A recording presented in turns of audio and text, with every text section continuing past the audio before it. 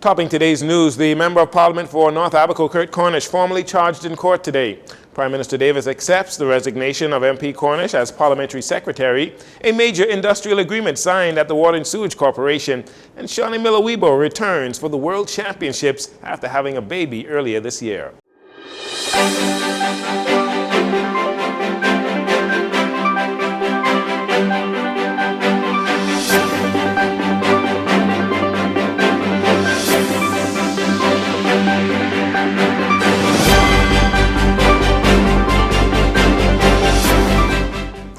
Good evening, Bahamas. I'm Jarino Saunders. This is your Jcn Evening News. It is a pleasure to have you join us.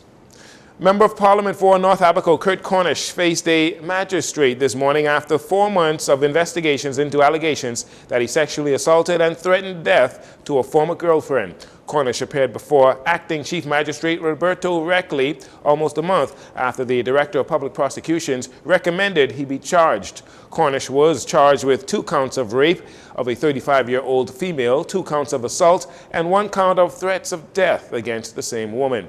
Prosecutors say the incidents allegedly took place in Cooperstown, Abaco, and here in New Providence between January 20th and April 4th, 2023.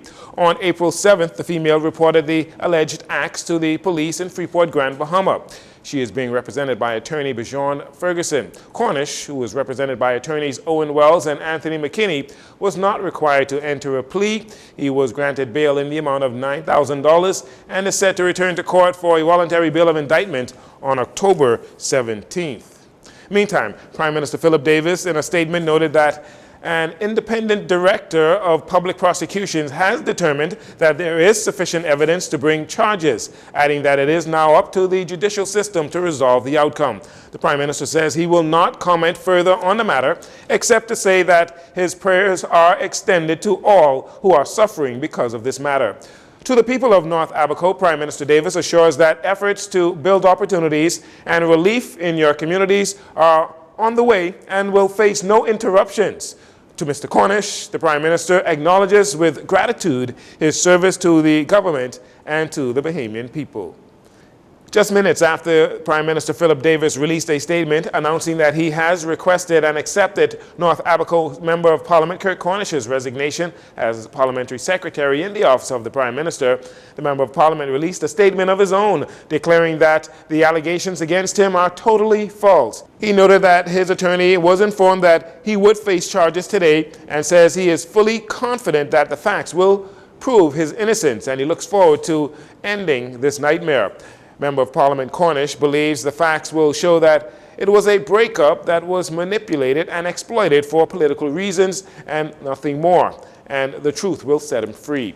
To the people of North Abaco, Mr. Cornish said, while it is an unwelcome distraction and they deserve effective representation, he says it is his responsibility to prove that he can serve well, even as legal efforts to clear his name are underway.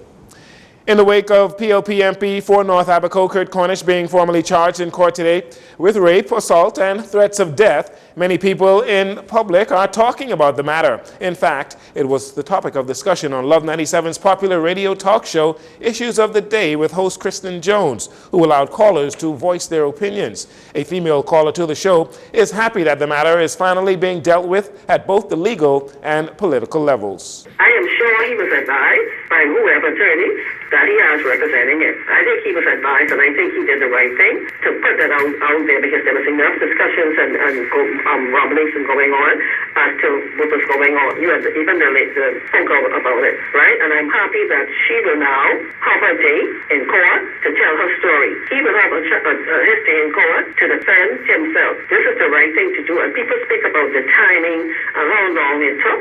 That is a question that has to be brought forward to the commissioner and who is it, the acting director of prosecution. That's there. They know why they did what they did. Another caller to the show questioned whether Mr. Cornish will be able to get a fair trial because the case has been talked about so widely over the past few months.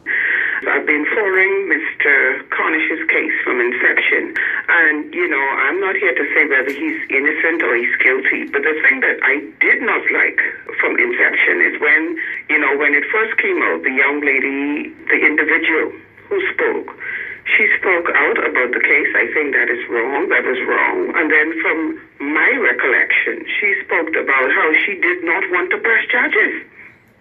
And then she came out and spoke about it. She said that she did not want to press charges against him. And then all of a sudden it blew up because she came out in the public and said certain things. And then, it just took this long because, it was iffy, No, you don't want to. No, you want to. And, she was, probably persuaded to go ahead and do it. You see? So I don't know if he's going to have a fair trial by that. That I did not like. Another caller, who is an attorney, expressed his pleasure to see that there is no man or woman that is above the law. We must not forget the rule of law. The rule of law says that no man is above the law, whether you're an MPE, whether you're a farmer, whether you're a garbage man, truck driver. Every man is subject to the law. And it's good to see people who are accused of things being brought before the court. We all know there's a presumption of innocence. We know this. We know that in the case of Gibson, there's a presumption of innocence. In the case of Cornish, the same thing applies, So once you remember that each man has his day in court. Because a person is charged doesn't necessarily mean guilt, that's just a charge. That applies to any man. But all I'm saying is we ought not to rush to judgment. I agree with you. We should not rush to judgment. Our legal system is built upon century-old principles that I think should be applicable, that are always applicable in this case. Again, in light of the charges, Mr. Cornish tendered his resignation as Parliamentary Secretary in the office of the Prime Minister, which was accepted by Prime Minister Philip Davis on Tuesday. There is no law, though, that says he has to resign as Member of Parliament unless found guilty. Mr. Cornish was granted bail again in the amount of $9,000, and he returns to court on October 17th. In other news, the Water and Sewage Corporation and its middle management union concluded and signed a $2.5 million industrial agreement for the period July 1st, 2022 to June 30th, 2025. Just over 86 middle managers at the Water and Sewage Corporation will benefit from numerous emoluments attached to the agreement. Telling more is President of the Middle Management Union, Montgomery Miller.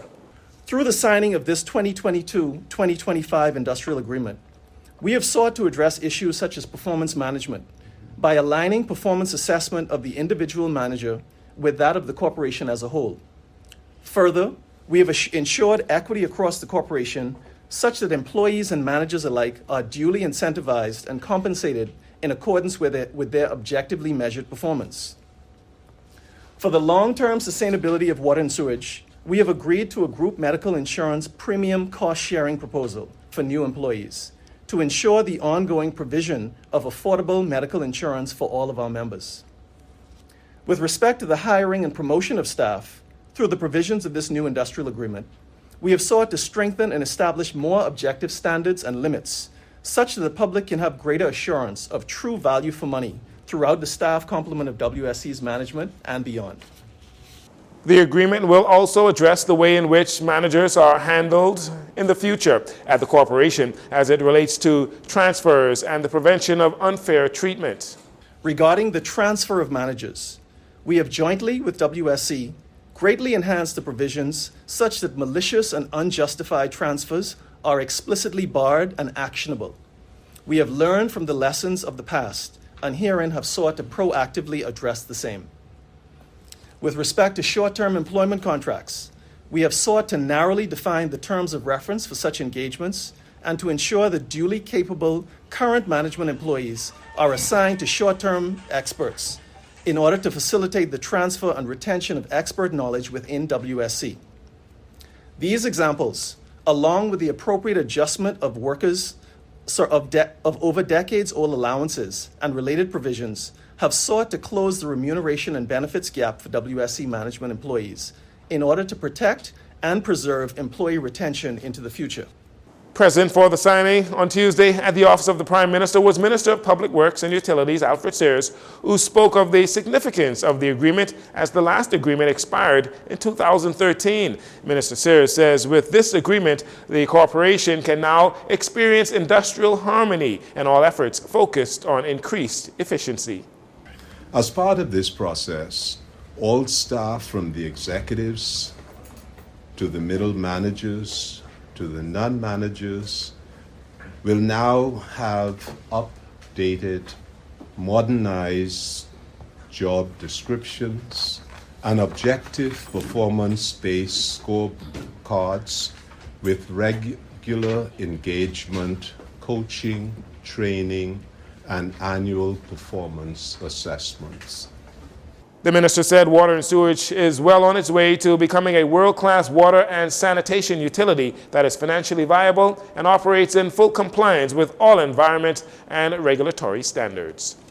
And finally, in this segment, the body of retired Commissioner of Police, the late Paul Farquharson, lay in the foyer of the very building that was named after him, the Paul Farquharson Conference Center at the Royal Bahamas Police Force headquarters on East Hill Street today. Governor General Sir Cornelius A. Smith, Deputy Prime Minister Chester Cooper, former Prime Minister, and many other politicians and dignitaries signed the Book of Condolences for the retired police commissioner. Among those paying their respects was Prime Minister Philip Davis. He was the Commissioner of Police when we introduced a program of urban renewal in the inner city to assist in alleviating some of the challenges that our urban centers have. And it won an international acclaim and award for the manner in which it was executed during that period. And he was the consummate police officer. He was always involved in trying to prevent crime, and if he wasn't able to prevent it, detecting it and ensuring that justice is done for all. He also served as High Commissioner to England, UK, and with some of the other neighboring countries, and he acquitted himself well in that role as well, ensuring that our position was known to the world and ensuring that we kept the relationships that we have with the international partners. Also paying his respects was Minister of Labour and Immigration, Keith Bell. When I joined the Royal Bahamas Police Force in 1985, one of the persons that I met was Paul Farquharson. At the time, he was in charge of the Internal Security Division. And he, along with other great men who came through his organization, Arthur Yearwood, Basil Dean, Douglas Hanna, a number of them, they all mentored us and made us what we are today. As for Paul Farquharson, he distinguished himself as one of the best commissioners this country has ever seen. Another former Commissioner of Police, Elliston Greenslade, described Mr. Farquharson as a kind man who was committed to building others. I met him when I was a young constable, a young man trying to find my way in the Bahamas, just having joined the Royal Bahamas Police Force. And he served then as a sergeant at the Central Police Station. Took me on his wings, as they say, and the rest is history. He rose to give an amazing account of himself as Commissioner of Police for this country, and of course guided me to follow in his footsteps. And obviously I, at some point in my career, was able to do the very same. Mr. Farquharson was a generous man, a decent man, an honest man, and a man for the time, meaning he took over after we were just coming out of a very difficult period in this country, coming off the years of drug trafficking, and Mr. Bonnaby had the stewardship of the force at that time. The reins were passed to Mr. Farquharson, and Mr. Farquharson brought unity, brought us all together as a family. He was approachable. One could walk up to him on any given day, ask any question, and would feel quite comfortable in his presence. Mr. Farquharson died on July 24th at the age of 74. A full military funeral service will be held on Thursday, August 10th at 10 a.m. at Christ Church Cathedral, George Street. Interment will follow in the St. Mary Magdalene Church Cemetery, Burnt Ground, Long Island. We'll take a break here. We'll be right back after these commercials.